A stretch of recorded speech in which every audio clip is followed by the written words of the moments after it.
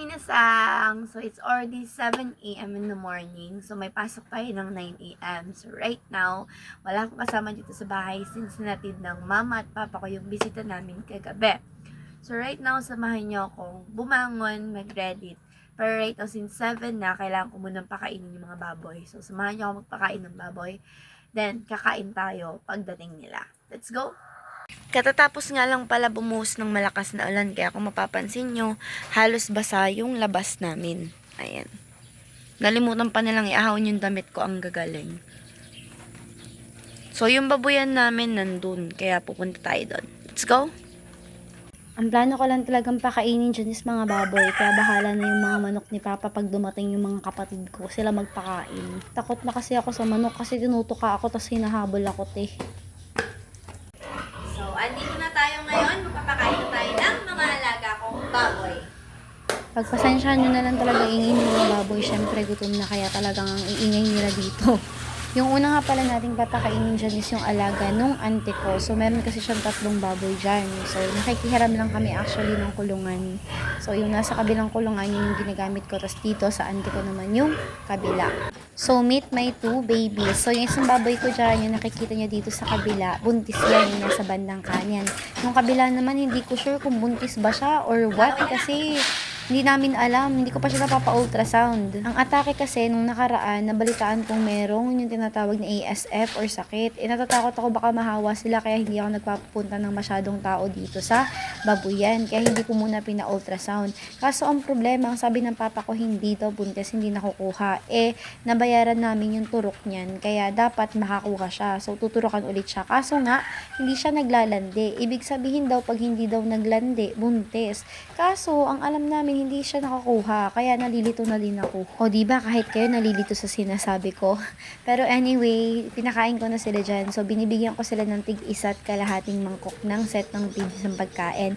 Tapos, dadagdagan ko pa yun ng darak tapos water. Kasi, mahirap pa inumin yung mga yan Kaya kailangan hahaluan mo talaga ng tubig yung pagkain nila. Tapos, kung mapapansin nyo, mas inuna kong magpakain ng baboy kesa magpaligo or maglinis. Kasi, mahihirapan ako habang naglinis ako, iingay ng iingay yan. Kaya kumain na lang muna sila bago ko sila paliguan. So, ayun na nga, nagsimula na nga tayo maglinis. So, syempre, bababad muna natin yung poops nila. Ayan, excuse me sa kumakain ha, para malambot tapos hindi ako mahirapang linisin. Actually, wala talaga akong dapat linisin kasi tinatamad ako, pero sige, go. It's my job. So, ayun, after ko nga mawalis yung dumi, pinaliguan ko naman siya or hinugasan ko na yung bandang puwetan niya dyan. Tapos, sinecured ko lang or sinure ko na wala natirang dumi dun sa likuran. After nyan, dito naman tayo sa kabila. Untis na baboy naman yung papaliguan natin. Yung mga time na to, na-stress ako kasi humina yung water. Akala ko, brand out. Yun pala, naipit lang siya na pulipol. Akala ko tuloy wala, kaya wala na sana akong balak na linisin siya, pero ayun, naayos naman. Tapos napaliguan ko din ng maayos. Hindi ko lang talaga alam kung anong problema ng baboy na to. Akala ko pag nakalagay na siya sa kulungan, walang makagaging sugat yan. Pero tingnan mo naman, hanggang ngayon, ginagamot pa rin siya kasi napakalikot talaga. Ginagadgad niya ng ginagadgad yung sugat niya kung saan-saan, kaya nagkakasugat. Buta na lang talaga maalaga si Papa or magaling siyang maggamot kung ano-anong ginagamot sa baboy na yan, kaya gumagaling. Kaso, pag gumagaling, may ginagawa na naman yung baboy na yan.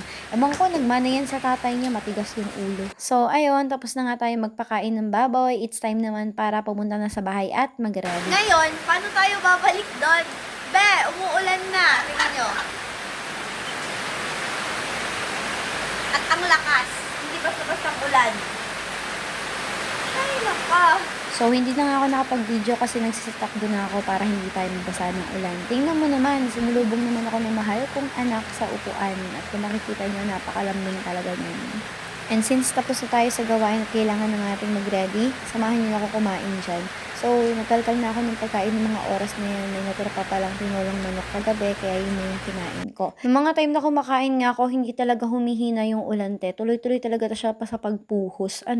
Parang wala siyang balak papasukin ako. Tinatamad tuloy ako ng mga oras na yan. Pero, kailangan natin ng pera.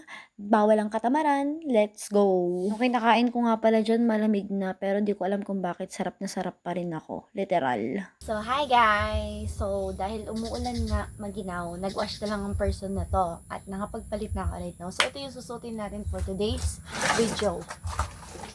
So, ito lang. Tapos, pants. Kaya, mag-ready na tayo. Magsusuklay na ako. Then, konting ayos lang. Lipstick lang ang atake today. No blush-ons or anything. Okay, let's go. So, kadarating lang na rin sa work. And right now, makikita nyo naman, ayan yung harapan nung natin. So, papasok na ako sa loob. Let's go. May nagaganap na parada, oh. So, yung kapitbahay nga namin is yung Barangay Hall.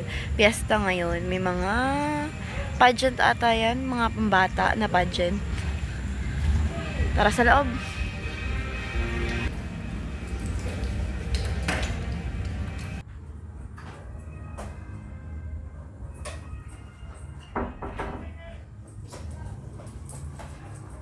May ilang minuto pa tayo para mag-start, kaya let's go. Samahan niyo muna akong mag-prepare. So, now that we're here, samahan niyo muna ako mag-set up. So, i-ready muna natin yung mga gamitin bago ako mag-start ng live selling. Meron pang ilang minuto bago tayo mag-start, kaya let's go. Siyempre, the lights.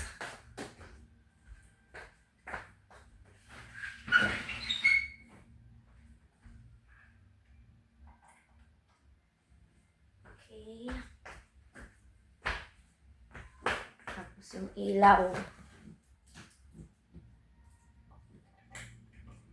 Tatakot talaga ako dito sa saksakan. Lagi siya nag-sparkle sinasaksak. Pero, kayang liwanag! Sa mata! Bigla yung mata ko. Tapos yung cellphone. Kahapon nalimutan ko yung password ng cellphone. Syete. Okay.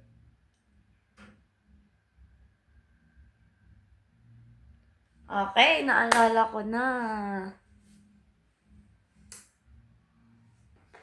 Ang pretty ko, shit. Hi guys! I just came back from work. So, katatapos lang ng duty ko. Hindi ko na siya na-record kasi unexpected yung nangyari. Di ba yung duty ko 9 a.m. to 12 a.m. dapat. Kaso, na-late yung papalit sa akin. Eh, syempre, as someone na late siya, wala akong choice kundi ituloy yung live. Kaya, nag 4 hours straight duty ako for today's video. So, I'm quite tired and hungry. Kararating ko lang din dito sa bahay. Kakain muna tayo. Hindi ko na rin na-record nung umalis ako ng room kasi gusto ko na talaga umuwi para kumain. So, for now, kain tayo. Samahin niyo ako. Pero before that, syempre, mag-aayos muna ako. At yun yung may yung damit ko. Ang gulo. Unahan mo na naman ako kumain. Kararating ko lang, ha? Sinalubong na naman ako ng anak ko kasi gutom na daw siya. Hoy! Unahan mo pa ako. Shh. Hintay ka.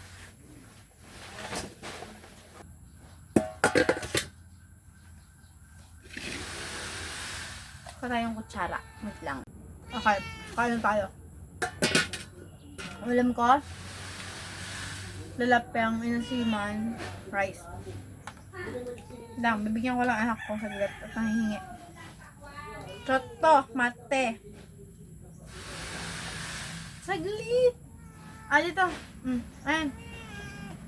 Ayun. Ayan mo.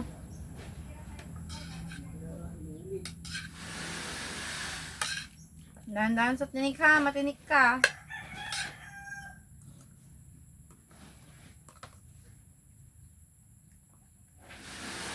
Ang sabi ko lang, ako yung sinit.